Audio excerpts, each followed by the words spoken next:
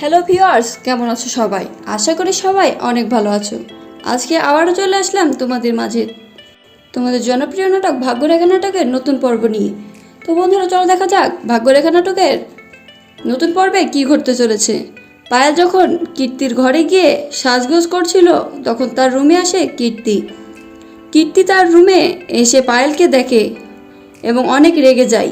তখন কীর্তি রেগে গিয়ে পায়েলের পুরো মুখ নষ্ট করে দেয়। কিছুক্ষণ পরে শ্রদ্ধা যখন কীর্তিকে ডাকে, তখন কীর্তি এসে পায়েলের সব কথাগুলো শ্রদ্ধাকে বলে দেয়। তখন শ্রদ্ধা কীর্তিকে অনেক বোঝায়। পায়েলের পেটে অভয়ের বাচ্চা থাকায় পায়েলের সব অপরাধ সহ্য করে শ্রদ্ধা। অন্যদিকে পায়েল শ্রদ্ধাকে মারার জন্য গ্যাসের পাইপ খুলে রাখে। পায়েলের এই চালাকি কেউ ধরতে পারেনি।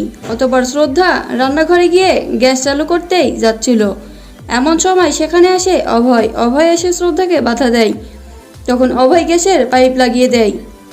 এটা থেকে শ্রদ্ধা মনে মনে পায়েলকে সন্দেহ করতে শুরু করে। তাহলে কি এবার পায়েলকে ঘাট ধাক্কা দিয়ে বাড়ি থেকে বের করে দেবে অভয়?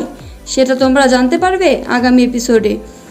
তো ভিউয়ার্স, আজকের ভিডিওটি এখানেই শেষ। ভিডিওটি যদি ভালো লেগে থাকে তাহলে আমার চ্যানেলটি অবশ্যই সাবস্ক্রাইব করো এবং নতুন নতুন পর্বের আপডেট পেতে আমাদের সাথেই থেকো। ধন্যবাদ।